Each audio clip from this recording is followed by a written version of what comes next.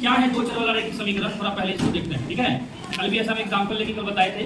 जैसे मान लो कि किसी शॉप से, कहाँ से, किसी शॉप है ना, तो स्टेशनरी शॉप पर गए, वहां से दो आइटम परचेज किए। क्या किए? दो आइटम परचेज किए। जैसे कुछ कॉपी ले लिए, कुछ कॉपीज ले लिए और कुछ क्या ले लिए? पेंसिल। नहीं, कुछ कॉपी परचेज किए और क्या किए? कुछ पेंसिल परचेज किए। कॉपी का मूल्य पता है कि कॉपी जो है मान लो कि 15 रुपए, ठीक है, पर पीस है, ठीक है जी। 15 रुपया पर पीस के हिसाब से कॉपी है, ठीक है। पर पीस के हिसाब से कॉपी तुमको मिलता है 15 रुपये, है ना। और पेंसिल का जो प्राइस है वो मान लो यहाँ पे 8 रुपये या 10 रुपया पर पीस के हिसाब से है, ठीक है, ये है। और यहाँ से कुछ कॉपी लिया गया है, कुछ पेंसिल लिए, और टोटल कॉस्ट जो आया हमको परचेज करने के बाद पे किया गया अमाउंट है यहाँ पे 400 रुपया। कितना है? 400 रुपया मान लो हम क्या किए हैं, कुछ कॉपी और कुछ पेंसिल खरीद के पे किए हैं, ठीक है जी। अपने को ये नहीं पता है कि नंबर ऑफ कॉपीज कितना लिए, नंबर ऑफ पेंसिल कितना परचेज। तो हम मान लेते हैं यहाँ पर, लेट अस कंसीडर कि नंबर ऑफ कॉपीज हमने x लिया और नंबर ऑफ पेंसिल हमने y। तो बोलो यदि एक कॉपी का दाम 15 रुपये है तो x कॉपी का दाम कितना बनेगा? 15x रुपया। यानी कॉपी का प्राइस हो गया टोटल कितना? 15x रुपया कॉपी। और एक पेंसिल का दाम यदि 10 रुपया है, हमने y पेंसिल परचेज किया है, तो पेंसिल का कीमत कितना हो गया? 10 y। और कुल मिलाकर कितना दिए हैं? आप देखो यहाँ पर एक इक्वेशन फॉर्म हो गया कि नहीं हो गया? बोले इक्वेशन फॉर्म हो गया कि नहीं हो गया? नहीं। अब इस इक्वेशन के अंदर आप देखिए कितने वेरिएबल्स मौजूद हैं। एक तो x है, दूसरा एक x और दूसरा y। तो ये कितना वेरिएबल मौजूद है जी? 2 है। कितना वेरिएबल? तो बोलो वेरिएबल कितना हो गया बाबू? यहाँ वेरिएबल्स कितने हैं? वेरिएबल्स किसको बोलते हैं? अननोन क्वांटिटी को, जिसके बारे में पता, तुमको पता है कॉपी कितना है, पेंसिल कितना है, इसको कैसा क्वांटिटी बोलेंगे? अननोन। हिंदी में इसको क्या बोलते हैं? चर बोलते हैं। क्या बोलते हैं? इसका वैल्यू फिक्स सभी क्या बोलेंगे? अच्छा है, क्या है? अच्छा है, ठीक है बात। अब एक बात और बताओ, जो चर मौजूद है इसका घात कितना है? पूछना है। और एक चर वाले, एक घातीय कितना घात है? एक घात वाले चर हैं, इसलिए क्या बोलेंगे? लीनियर बोलेंगे। क्या बोलेंगे? क्या बोलेंगे? लीनियर। या इसको क्या बोलते हैं? रैखिक। क्या बोलते हैं? रैखिक। और बराबर का चिन्ह भी मौजूद है, साइन ऑफ इक्वलिटी इन्वॉल्व है। और जब साइन ऑफ इक्वलिटी आ जाए किसी एक्सप्रेशन के साथ, अलजेब्रिक एक्सप्रेशन के साथ, तो वो क्या फॉर्म करता है? एक इक्वेशन फॉर्म करता है। क्या फॉर्म करता है?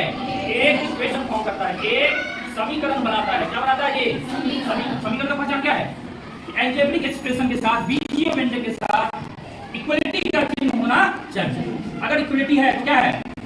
अगर मान लो हम 4 फैक्टर, इसको क्या बोलोगे? एक बीजीय व्यंजक है, एक अलजेब्रिक एक्सप्रेशन है। कितने टर्म का है? 2। लेकिन इक्वलिटी है, इसलिए क्या होगा? समीकरण है।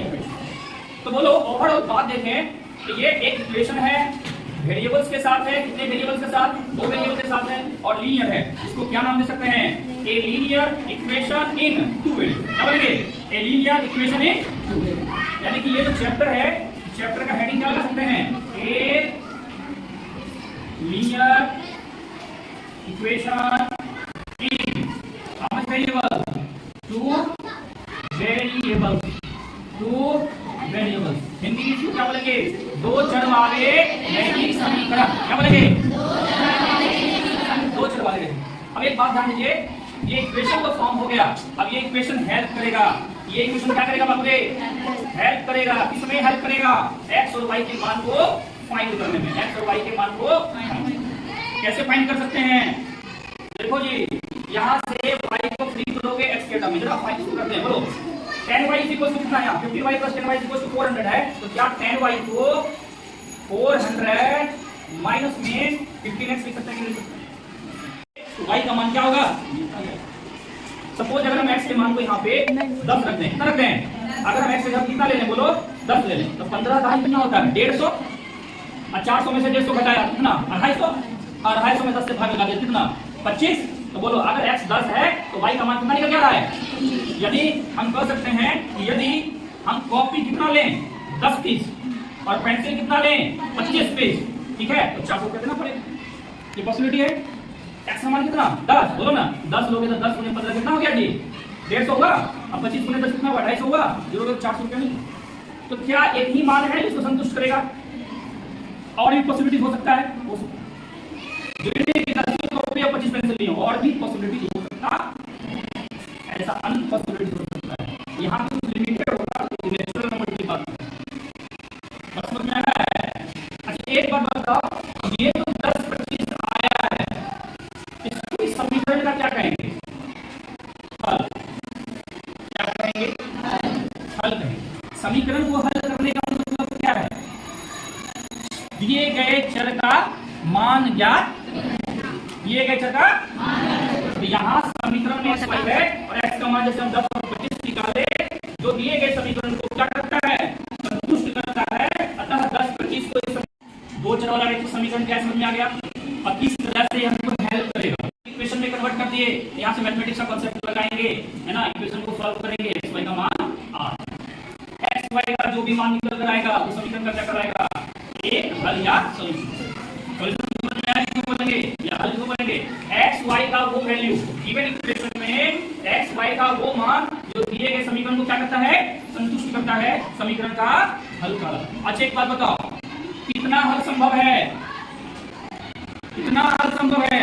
आप x का मान डालते जाएंगे, y का मान x का कितना मान चेंज कर सकते हैं अनंत, रिस्पेक्ट में y का कितना मान निकले अनंत नहीं। तो दो चर वाले रैखिक समीकरण का अगर एक समीकरण की बात करते हैं इसका कितना हल हो सकता है अनेक हल, कितना हल हो सकता है इनफाइनाइट सॉल्यूशन अनेक। और जब इसका ग्राफ का बात करें सुनिए एक when you will draw the graph of a linear equation in two variables, तो आप इसका ग्राफ ड्रॉ करेंगे इसका ग्राफ ऑलवेज कैसा होगा बताओ, ऑलवेज कैसा होगा, ऑलवेज स्ट्रेट लाइन होगा। कैसा होगा स्ट्रेट लाइन होगा, एक सीधी रेखा होगी है ना। यही कारण इसको रैखिक समीकरण बोलते हैं क्योंकि ग्राफ रेखा आता है, क्या आता है। और सुनो रेखा पर स्थित हर एक बिंदु इस समीकरण का एक हल, रेखा पे स्थित हर एक बिंदु, जैसे मान लो यहाँ पे तुम्हारा 10-25 है ना, तो 10-25 कोई एक पॉइंट होगा ग्राफ पर, 10-25 क्या होगा कोई एक बिंदु होगा उस लाइन पर, और जो क्या कर रहा है समीकरण को ऐसा कितना बिंदु रेखा पर है जी अनंत कितना है अनंत हुआ कि नहीं हुआ, हुआ अनंत। अब इसी को थोड़ा जनरलाइज करते हैं, क्या करते हैं यहाँ तक समझ आ गया है। अब इसी को थोड़ा जनरलाइज करते हैं,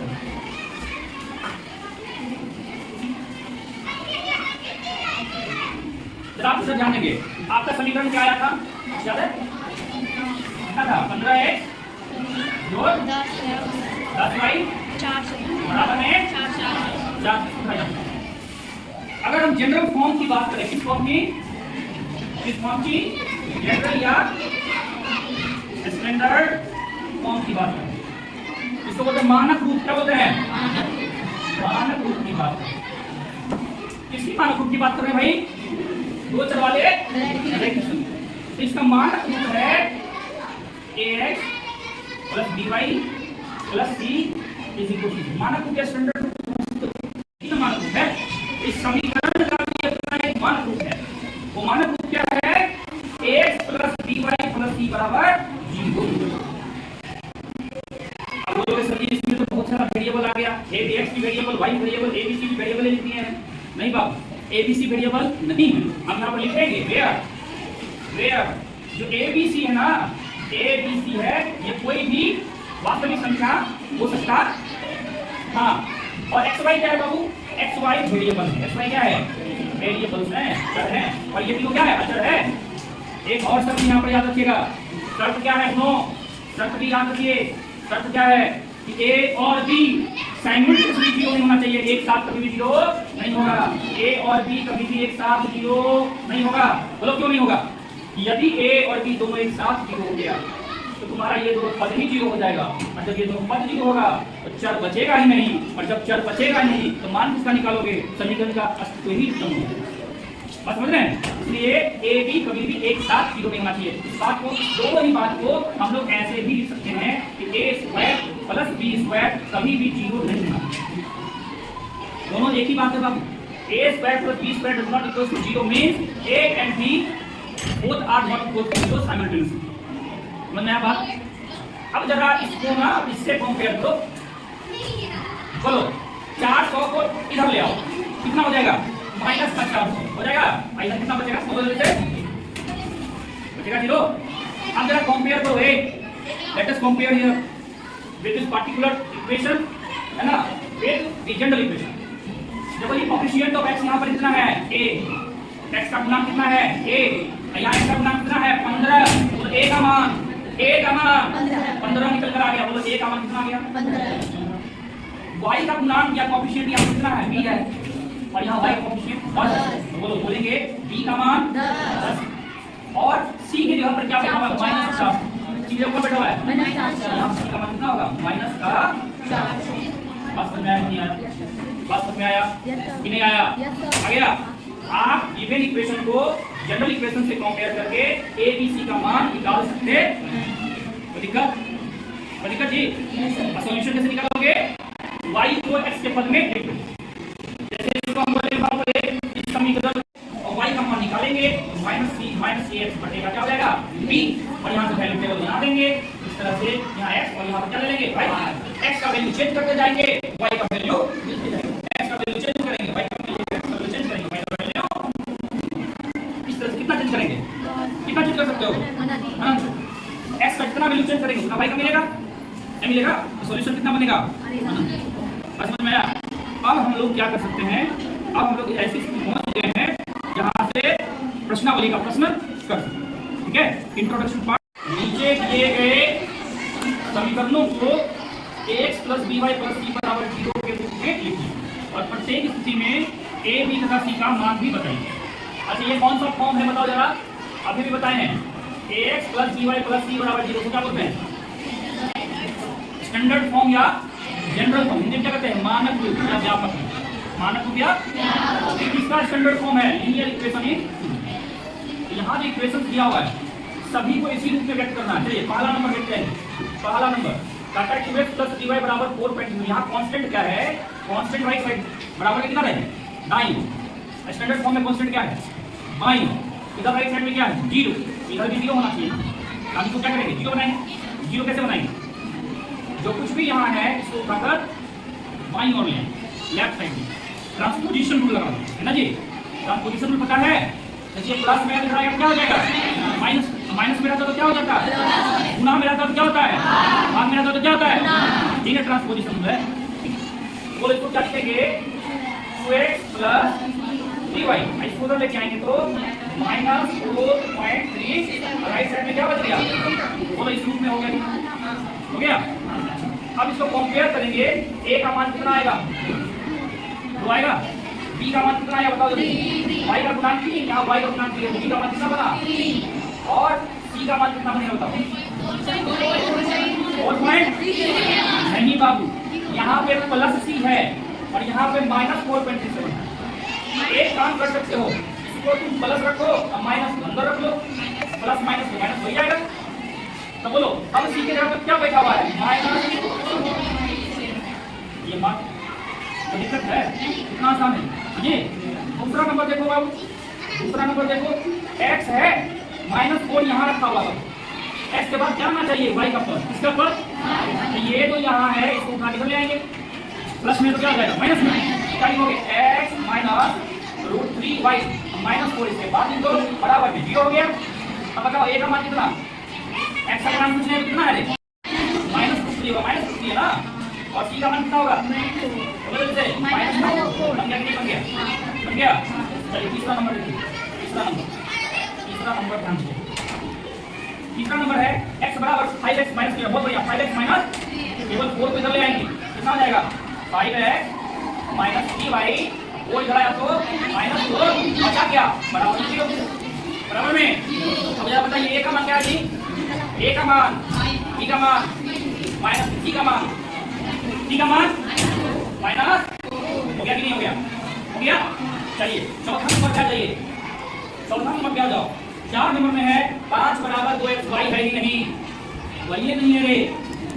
इसको कैसे कर लो? 2x है y नहीं में है, तो जो चर नहीं है उसका पूर्णांक 0 है। उसका पूर्णांक 0 है। हम क्या करेंगे? 2x प्लस 0 गुणे y 0 गुणे अब कांस्टेंट जो 5 है ना, जब लाओगे तो माइनस कर जाओगे 5 बराबर क्या हो? सीधी सी बात याद रखो, जो चर नहीं है उसका पूर्णांक क्या लेना है? अब देखो उसी फॉर्मेट में आ गया नहीं आ गया? तो a का मान कितना होगा? b का मान कितना क्या है? c का मान कितना हो गया? माइनस 5वां नंबर ध्यान दीजिए। 5वां नंबर में 3x प्लस 2 बराबर 0 दे रखा है, y का पद नहीं है। y का पद नहीं है तो y का पूर्णांक 0 है, प्लस का 2 बराबर 0 बोले 0 है ना जी। अब बोलो a का मान, b का मान, c का मान तो हो गया। लास्ट वाला कितना नंबर हो गया? छठा नंबर देखिए। छठा नंबर देखिएगा 5y बराबर 0 दिया हुआ है, दो चर में है, एक चर में है, एक चर में, लेकिन इसको लिख सकते हैं दो चर में। जैसे लिखेंगे x का पद नहीं है, x का गुणांक कितना ले लेंगे? 0 ले लेंगे। 0x जोड़ 5y, अब कांस्टेंट कुछ नहीं है तो क्या है भैया? 0 है, बराबर में 0 है, तो एक जगह क्या लिखा हुआ है? 0, b की जगह पे 5 और c की जगह पे हो गया कि नहीं हो गया? समझ में आया? दो चर वाले लेकिन मानक रूप में लिख रहे हैं, किसी का मान कैसे लिख सकते हैं? समझ में आया जी? तो दिक्कत एक्सरसाइज मिलेगा ना?